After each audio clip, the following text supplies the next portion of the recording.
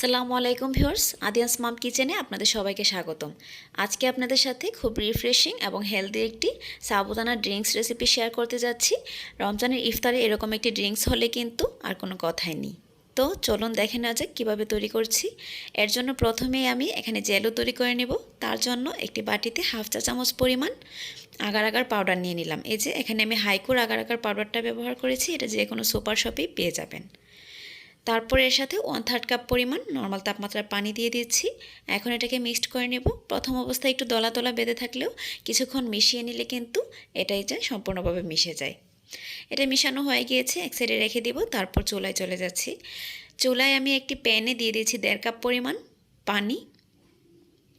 এখন পানির মধ্যে দিয়ে দিব 1/3 কাপ পরিমাণ চিনি। পানি এবং চিনিটাকে একটু মিক্সড করে ফুটে ওঠা পর্যন্ত অপেক্ষা করব। তো যখন পানিটা ফুটে উঠবে সম্পূর্ণরূপে, তারপর এর মধ্যে আমি কিছুটা ফুড কালার ইউজ করব।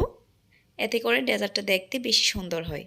এখানে আমি রেড ফুড কালার ইউজ করছি হাফ চামচের থেকে একটু বেশি পরিমাণে।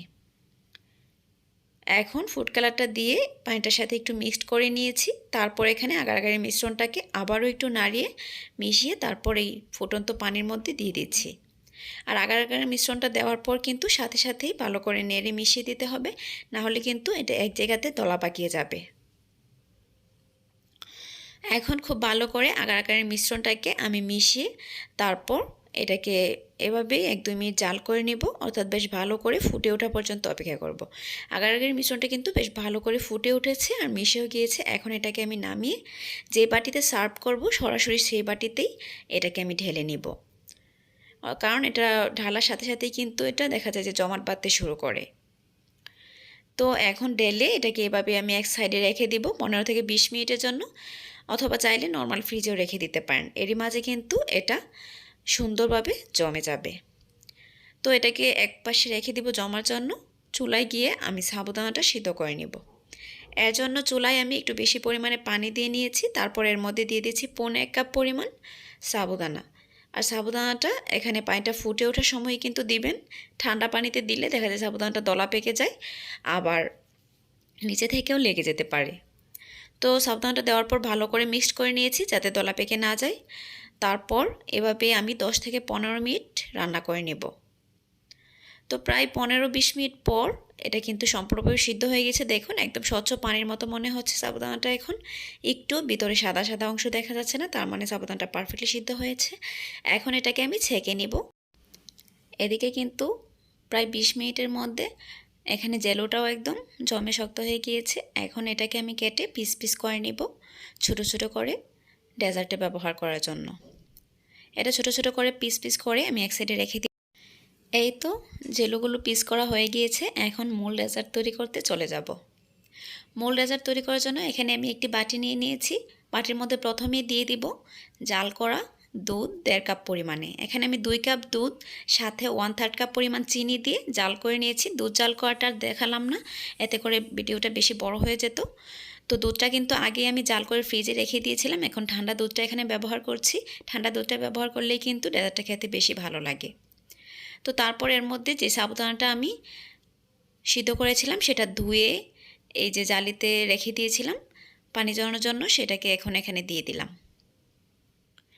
দুধের মধ্যে দিয়ে এখন এই সাবুদানাটাকে মিক্সড করে নিব। আর দেখুন সাবুদানাটা কিন্তু একটু দলা পাকিয়ে জানি খুব সুন্দরভাবে কিন্তু সিদ্ধ হয়েছে। এখন এর মধ্যে টুকরো করে রাখা জেলোগুলো দিয়ে দিব। যেহেতু আমি ডেজার্টটা ইফতারের আগ মুহূর্তে তৈরি করছি, তাই জেলোটার সাথে সাথেই দিয়ে দিচ্ছি। তবে আপনারা যদি বেশি আগে দুধ আর সাবুদানার মিশ্রণটা তৈরি করে রাখেন, তাহলে সেভাবে রেখে ফ্রিজে রেখে দিতে পারেন। যখন সার্ভ করবেন তার কিছুক্ষণ আগে জেলোটা দিয়ে নিলেই হবে। তারপর আমি এখানে স্ট্রবেরি ফ্লেভারের আইসক্রিম দিয়ে দিচ্ছি প্রায় হাফ কাপ পরিমাণ। আইসক্রিমটা দিলে কিন্তু এটা স্বাদ অনেক গুণ বেড়ে যায়, তাই চেষ্টা করবেন আইসক্রিমটা দিয়ে করার। আর আমি এখানে স্ট্রবেরি ফ্লেভারের আইসক্রিমটা দিচ্ছি, আপনারা চাইলে ভ্যানিলাটাও দিতে পারেন। তবে চকলেট ফ্লেভারটা না দেওয়াই ভালো। চকলেট ফ্লেভারের আইসক্রিম দিলে কিন্তু কালারটা আবার দেখতে কালো হয়ে যায়। স্ট্রবেরি ফ্লেভারের আইসক্রিম দেওয়ার কারণে কিন্তু ড্রিঙ্কের কালারটাও পিঙ্ক লাগছে, দেখতেও কিন্তু খুব ভালো লাগছে। সবশেষে উপরে কাজু বাদাম কুচি দিয়ে পেস্তা বাদাম কুচি দিয়ে আমি ডেজার্টটা সার্ভ করে নিচ্ছি।